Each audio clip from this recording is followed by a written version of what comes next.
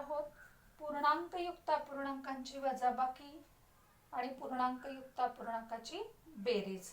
इथे मी लिहिलं आहे 7.1/2 वजा 3.1/5। तर ह्याची वजाबाकी करायची। तर मग वजाबाकी करताना काय करायचं, हा जो पूर्णांकयुक्त अपूर्णांक आहे त्याचं आपण व्यवहारी अपूर्णांकामध्ये रूपांतरण करून घ्यायचं। तो कसं होतं बघा, 7 दुणे 14 आणि 1 15/2, 5 त्रिक 15 आणि 1 16, 16/5। आता हा जो आहे याची वजाबाकी आपल्याला करता येते। छेद कसे आहे त्या दोघांचे, छेद असमान आहे।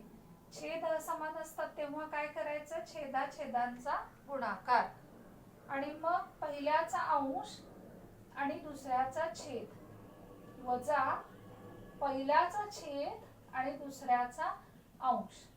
15×5 = 75 आले आणि हे झाले 16 दुणे 32, 5 दुणे 10, 5 हातोडी 2 गेले, 3 राहिले, 7 3 गेले 4।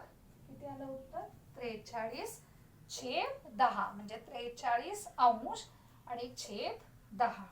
आता दुसरं उदाहरण बघा, 5.1/5, 2.1/7। आधी आपण याचं व्यवहारी अपूर्णांकामध्ये रूपांतरण करून घेऊयात। 5 5 25 आणि 1 26 छेद 5, 7 दुणे 14 आणि 1 15 छेद 7। आता हे कसे झाले दोघे, छेद असमान। छेद असमान मग काय करायचं, छेदाछेदांचा गुणाकार आणि मग तिरकस गुणाकार। तिरकस म्हणजे काय, तर एकाचा अंश घेतला दुसऱ्याचा छेद, एकाचा छेद घेतला तर दुसऱ्याचा अंश।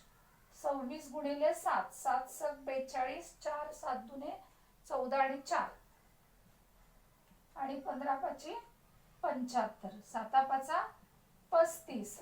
बेरीज करायची, 5 आणि 2 7, 8 आणि 7 15, 1 आणि 1 2, 257 छेदात 35। ठीक आहे, थँक्यू।